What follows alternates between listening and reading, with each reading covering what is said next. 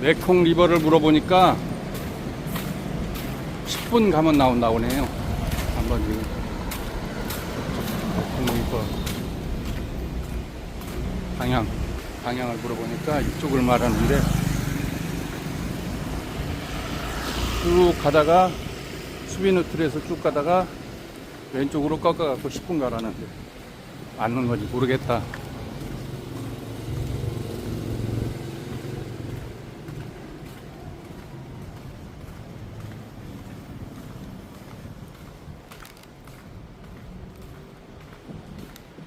오, 이게 사원이더라고.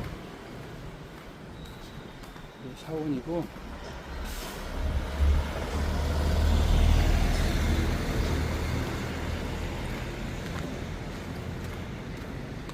여기가 사원이라 합니다. 구글로 찾아보니까 여기가 사원이고, 이게 학세 랜드마크랍니다. 무슨 기념탑인지 뭔지가 알 수가 있나.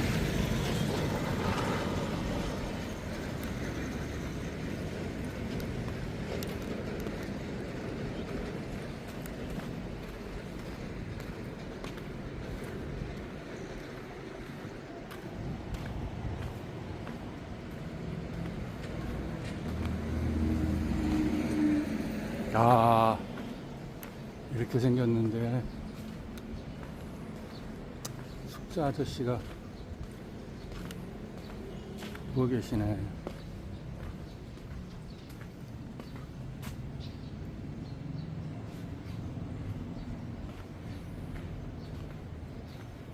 스투파를 이렇게 만들어 놨나?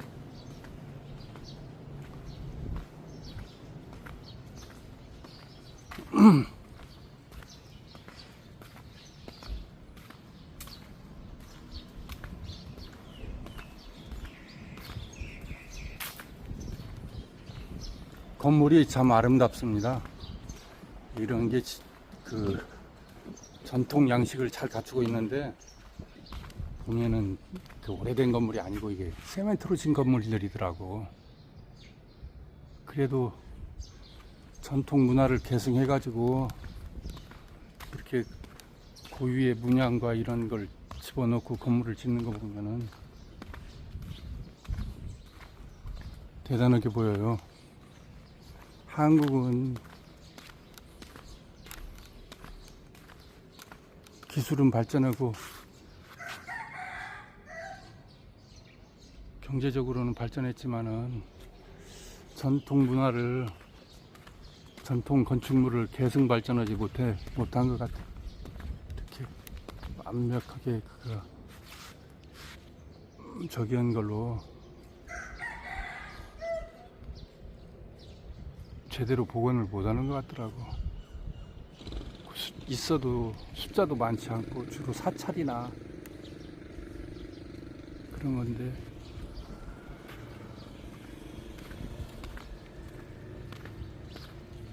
아이고 부처님, 천사천하 유아족존 부처님 계시네. 아이고 부처님한테 절해야 되는데, 아이고 여기도 부처님 금박을 한 점씩 붙여놨네.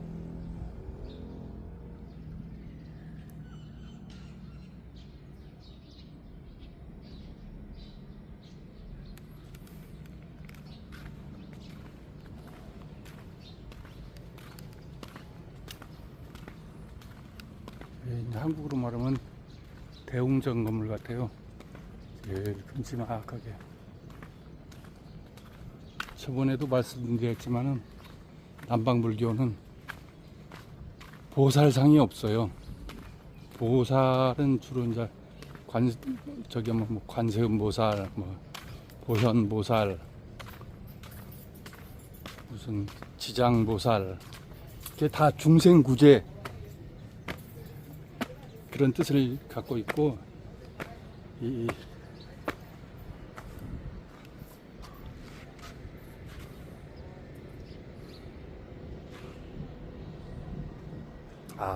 이렇게 가는구나. 제대로 알려줬네. 이건 그 합류, 메콩강에 합류하는 지류, 이번 무슨 강이라고 써져 있더구만. 그거구나.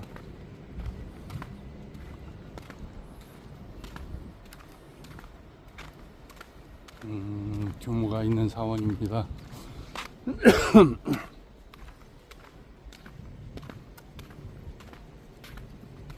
한국 불교는 그래서 관세음보살님, 고현보살, 문수보살, 지장보살 이런 보살들이 많습니다.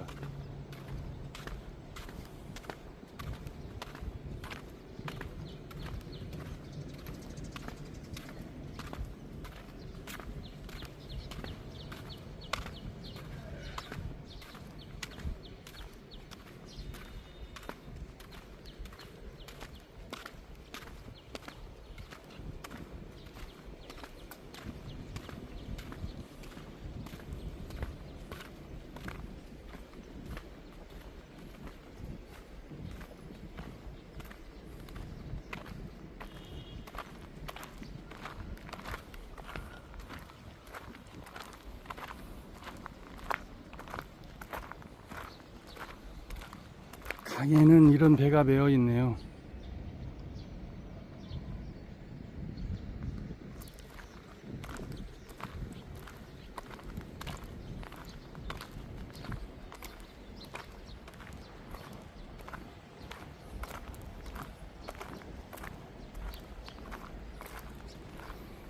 태국 그 방콕에 가면은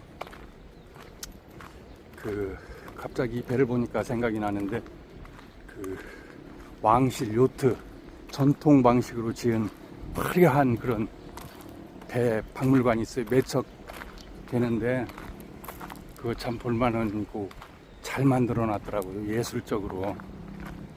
여러분 안 가보시고, 한국 사람들 거기 많이 안 가보시는데 거기 그 요트 왕실 옛날 태국 왕이 타던 그 뭐라고 그러나 유람선이라고 해야 되나 뭐 그런 배가 그대로 보존돼 있어요.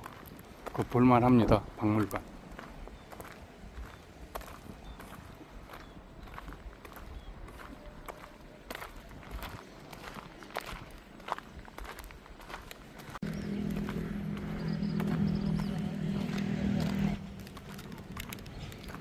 예. 여기 여행하면서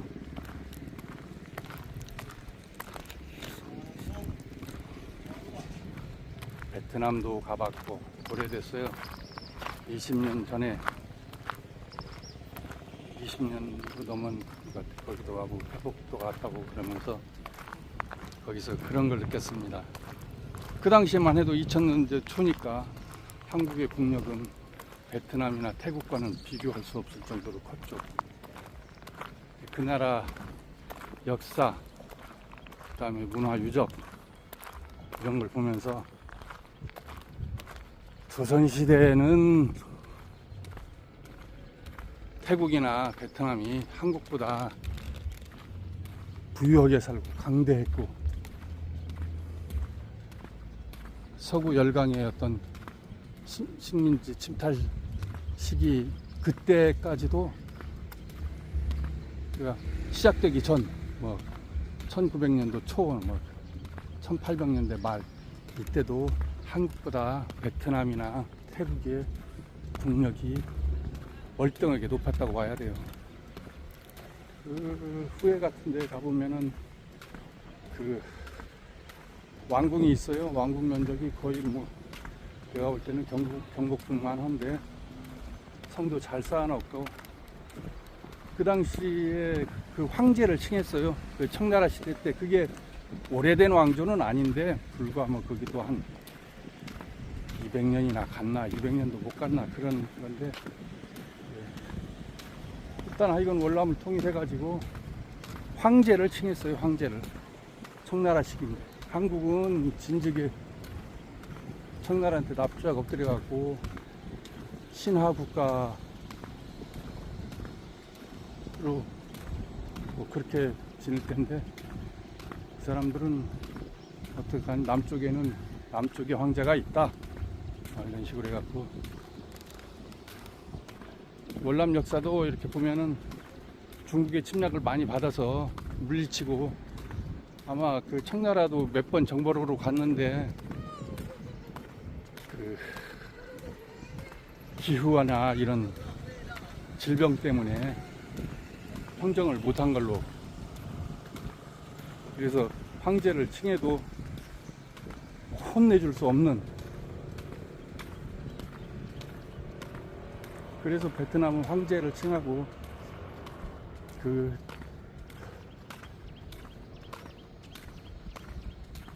전에는 그래도 그 청나라의 어떤 침탈을 많이 받았었는데, 프랑스 오고 해가지고 어떻게 이제 프랑스가 다 점령을 하고, 그런 과정을 봐도 한국보다는 영토면이나 인구, 그리고 생활 수준, 이런 게 조선 말에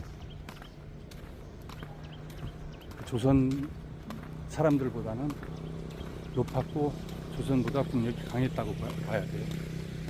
그러면 태국은 어떠냐? 태국도 마찬가지예요. 태국은 동남아시아에서 식민 지배를 받지 않은 나라고, 부유했고 인구도 많고, 현명해서 어떻게든 뭐 일본하고 어떻게 하든 해서 그 식민지대를 받지 않았어요. 프랑스한테도 머리를 숙이고 일본한테도 머리를 숙이고 그랬지만, 자기의 어떤 정체성을, 태국이란 나라의 정체성을 지키고 그랬습니다. 근데 지금은 어떻습니까? 한국 사람 뭐 태국 그냥 뭐 아주 그냥 무시하고 그러는데, 한국 사람 태국 막 무시해요. 베트남 무시하고.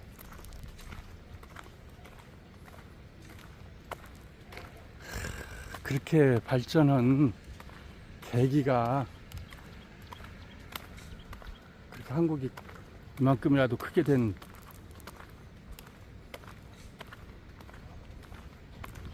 그 원인을 찾아가 보면은, 그간의 우리나라 정치 지도자 이승만 대통령, 박정희 대통령, 전두환, 노태우, 이런 사람들의 공이 적지 않아요. 특히 이 박정희 대통령의 공은 그야말로 한국 역사에, 대한민국 역사에 민족의 위인으로 남을 뿐이에요. 그런 사람이 없어요. 그리고 한국 건국하고 그러는 과정에서 또 이승만 대통령의 공도 적지 않아요.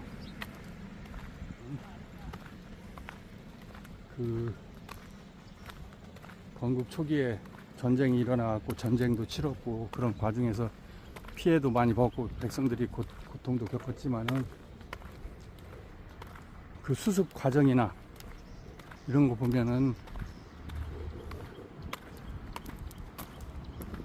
한미 상호 방위 조약,